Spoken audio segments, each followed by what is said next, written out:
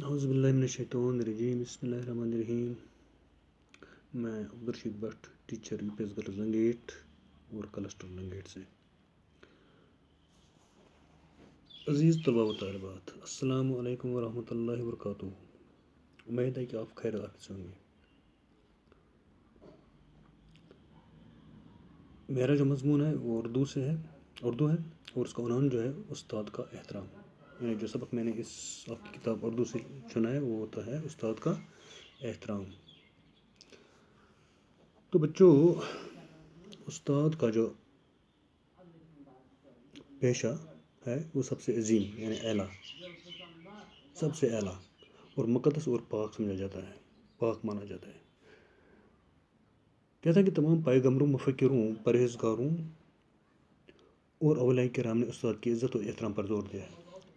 یعنی جتنے بھی پیغمبر، یعنی کم ہم کہیں گے 1,24,000 کم بیش پیغمبر اس دنیا میں آئے ہیں، اور مفکر اور پرہیزگار جو اللہ کے پرہیزگار مانے جاتے ہیں، یعنی گناہوں سے بچنے والے، اور اولیاء کرام اور اللہ کے جو ہم ولی کہتے ہیں، سبوں نے استاد کی عزت اور احترام پر زور دیا ہے. یعنی سبوں نے استاد کی عزت اور اس کو احترام کرنے پر زور دیا ہے. دنیا کے تمام مذاہب میں اس پیشے کی عظمت اور بڑائی کو تسلیم کیا گیا ہے. یعنی دنیا میں جتنے بھی پیشے ہیں، مذاہب ہیں، مذاہب یعنی مذہب اس کا واحد ہے اور مذاہب اس کا جمع ہے. مذہب واحد اور مذاہب جمع. جتنے بھی مذاہب ہیں، یعنی ہم کہیں گے مسلم، سکھ، عیسائی، ڈوگری، جتنے بھی ہیں، ان سب نے کیا کیا ہے، انہوں نے اس پیشے کی عظمت یعنی استاد کے پیشے کی عظمت، بڑائی اور بڑائی یعنی اس کی بڑائی کو تسلیم کیا ہے. استاد انسان کو بے خبری کے عالم سے نکال کر جان پہچان کی دنیا میں لاتا ہے. یعنی یہ استاد ہی ہے جو انسان کو بے خبری کے عالم سے، یعنی جس کو کوئی دنیا کی کوئی خبر نہیں ہوتی ہے، جس کو عالم کی کوئی خبر نہیں ہوتی ہے، جس کو دنیا کی کوئی خبر، اس کو اس عالم سے نکال کر کیا اسے جان پہچان کی دنیا میں، یعنی اس کو دنیا کی جان پہچان کراتا ہے، اس کو اس میں لاتا ہے. تاریخ دنیا کو روشن کرنے میں استاد انتہائی اہم کردار ادا کرتا ہے. تاریخ یعنی ہم اندھیرا تاریخی دنیا کو، یعنی اندھیری دنیا کو روشن کرنے میں، اندھیری دنیا کو، یعنی ایک انسان جو ہوتا ہے وہ اندھیری دنیا میں ہوتا ہے، تو اس کو روشن کرنے میں، اس انسان کو اس اندھیری دنیا سے نکال کر اس کو روشنی کی دنیا میں لانے کے لیے استاد ایک اہم کردار ادا کرتا ہے. کوئی بھی شخص اس وقت تک دنیا کے ظاہری یا باطنی علوم سے آگاہی حاصل نہیں کر سکتا. یعنی جتنے بھی انسان اس دنیا میں آتے ہیں یا جاتے ہیں، تو کوئی بھی شخص اس وقت تک دنیا کے ظاہری یعنی دنیا کے جو ظاہری یا باطنی علوم ہیں، علم ہے، آگاہی حاصل نہیں، اس سے آگاہ نہیں ہو سکتا جب تک اسے استاد کی رہنمائی حاصل، جب تک اسے استاد کی رہنمائی یعنی استاد، جب تک اس کا کوئی نہ کوئی استاد ہو، تو استاد ہی اس کی رہنمائی کرتا ہے، استاد ہی اس کو سکھاتا ہے، استاد ہی اس کو آگے لے جاتا ہے. تو استاد انسان کی تربیت کر کے اس کی زندگی کی تمام ناہمواریوں کو دور کر کے اس کے لیے زندگی کا سفر آسان بنا دیتا ہے. تو کہتا ہے کہ استاد ہی ہے جو انسان کی تربیت کر کے اسے تربیت دیتا ہے، اس کی زندگی کی تمام ناہمواریوں کو، یعنی اس کی جو ناہمواریاں ہوتی ہیں ان کو دور کر کے اس کی زندگی کا جو سفر ہوتا ہے اس کو آسان کر دیتا ہے. استاد کے تجربات و مشاہدات سے استفادہ کرنے کے لیے ضروری ہے، لیکن اس کے لیے ایک اہم بات ہے کہ استاد کے جو تجربات ہیں، استاد کے پاس جو تجربات ہیں، اس کے پاس جو مشاہدات ہیں، ان سے فائدہ حاصل کرنے کے لیے، استفادہ یعنی فائدہ حاصل کرنے کے لیے کیا ہے، ایک ضروری بات یاد رکھنی چاہیے کہ شاگرد اس کی باتوں کو سمجھنے کی ہر ممکن کوشش کرے کہ جو شاگرد ہوتا ہے اس کو اپنے استاد کی ہر ایک بات ماننی ہے، تبھی تو اس سے مستفید ہو سکتا ہے. استاد سے مستفید ہونے کے لازمی ہے، یعنی استاد سے مستفید ہونے کے لیے ایک شاگرد کے لیے لازمی ہے کہ شاگرد استاد کے لیے اپنے دل میں عزت، محبت اور احترام پیدا کرے.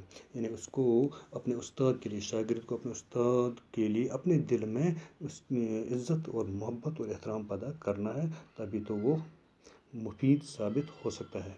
تو کہتے ہیں تاریخ گواہ ہے کہ عالمی سطح پر شہرت حاصل کرنے والے مفکروں، مثلاً یعنی عالمی شہرت پر، دنیاوی سطح پر شہرت حاصل کرنے والے مفکر، مثلاً ان میں سے افلاطون، ارسطو، بولیسینا، اقبال یعنی علامہ اقبال، مرزا غالب، شیکسپیئر، رابندر ناتھ ٹیگور، امام بخاری اور مولانا رومی وغیرہ نے ہمیشہ اپنے استاد کے دل کی گہرائی سے احترام کیا ہے. یعنی ان تمام لوگوں نے دل کی گہرائی سے اپنے استادوں کا احترام کیا ہے. کیونکہ استاد ہی ہے وہ جنہوں نے انہیں اس مقام تک پہنچایا ہے، اور انہیں وہ بات تسلیم کر لیا ہے کہ یہ استاد کی وجہ سے ہم اس مقام تک پہنچ گئے ہیں۔ تاریخ میں ایسے لوگوں کی ایک کثیر تعداد موجود ہے، تو کہتے ہیں کہ تاریخ میں لوگوں کی ایک بہت تعداد موجود ہے جنہوں نے اپنے استاد کے ساتھ احترام، وہ محبت کا رشتہ قائم کر کے مشکل سے مشکل راہوں کا سفر آسانی سے طے کر کے کامیابی کی مسرت حاصل کی ہے۔ تو روایت ہے بچوں کہ نوشیروان نے ایک بار اپنے فرزند کو تعلیم و تربیت کے لیے ایک استاد کے پاس بھیجا۔ تو کہتے ہیں کہ نوشیروان جو تھا اس نے اپنے بچے کو، اپنے فرزند کو، اپنے لڑکی کو تعلیم حاصل کرنے کے لیے کہاں بھیجا؟ ایک استاد کے پاس بھیجا۔ مدت گزرنے کے بعد نوشیروان کو خیال آیا، تو کہتے ہیں کچھ عرصہ گزرنے کے بعد نوشیروان کو خیال آیا کہ جا کر دیکھیں کہ تعلیم و تربیت پانے کی کیا حالت ہے، کہ میرا بچہ کس حال میں ہے، وہ کیسی تربیت حاصل کرتا ہے، کہ کیسی تربیت حاصل کرتا ہے، یعنی تعلیم و تربیت پانے کے لیے اس کی کیا حالت ہے، کہاں تک پہنچا وہ۔ جب وہ وہاں پہنچے تو کہتے ہیں جب نوشیروان استاد کے پاس پہنچا تو دیکھا کہ استاد نماز کے لیے وضو کر رہے تھے، کہ یعنی اس کے بیٹے کا جو استاد تھا وہ نماز کے لیے وضو بنا رہا تھا۔ ان کا بیٹا ہاتھ میں لوٹا اٹھا کر پانی ڈالا تھا، اور اس کا جو بیٹا تھا، اس کا جو لاڈلا تھا، وہ تو ہاتھ میں کیا کرا تھا، اس نے پانی کا لوٹا ہاتھ میں پکڑ رکھا تھا، اور استاد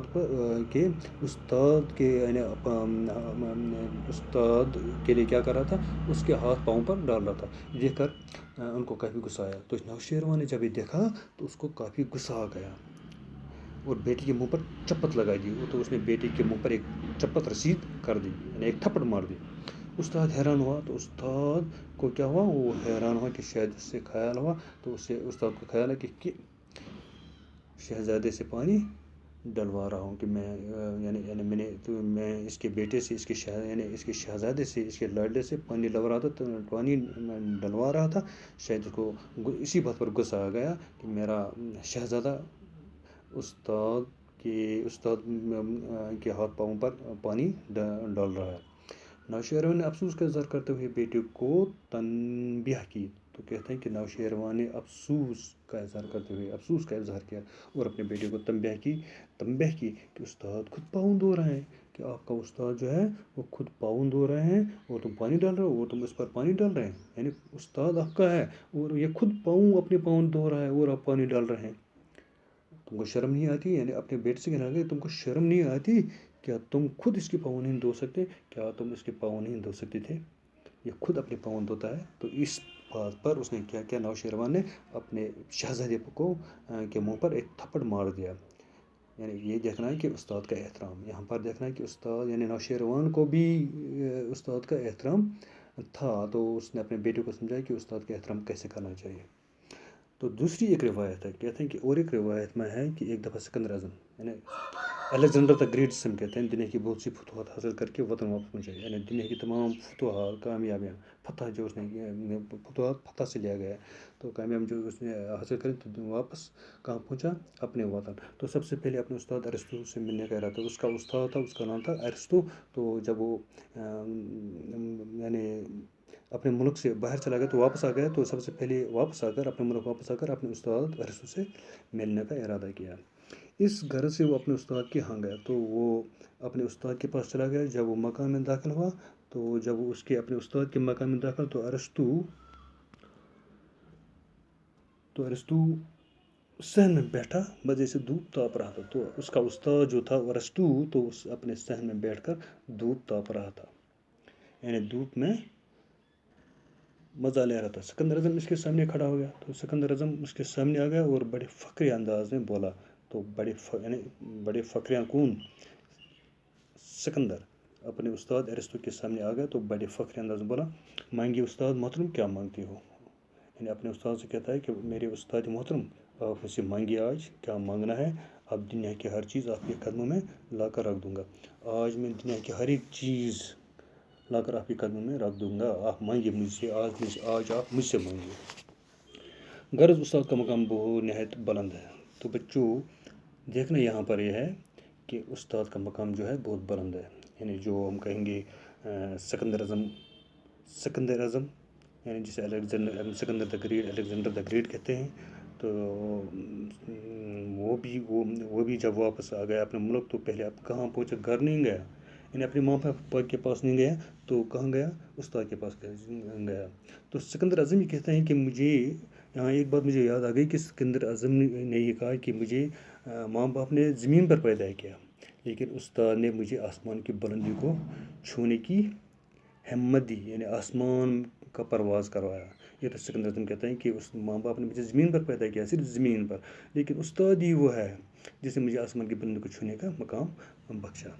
तो ये यानी अब देखना है कि ये तो उस्ताद का मकाम है, बहुत ही नहायत ही बुलंद है। ये पैगम्बरी का, इसे हम पैगम्बरी का पेशा भी कहते हैं, दूसरी पैगम्बरी का पेशा भी कहते हैं, क्योंकि है पैगम्बर मुअल्लिम यानी तालीम देने, क्योंकि जितने भी पैगम्बर इस दुनिया में आए हैं वो तो क्या थे, मुअल्लिम थे, तालीम देने वाले थे। हम सबको चाहे कि हम अपने उस्ताद के एहतराम और इज़्ज़त का हर वक्त और हर आन ख्याल रखें। तो बच्चों हम चाहें कि हम भी अपने उस्तादों का, क्योंकि हर एक का उस्ताद होता है, आपके जो उस्ताद हैं उनके भी उस्ताद हैं, तो हम सबों को चाहिए कि हम अपने उस्तादों का एहतराम और इज़्ज़त हर वक्त करें और हर लम्हे उनका ख्याल रखें। वो भूले से भी कभी कोई गुस्ताख उनके जनाब में न करें।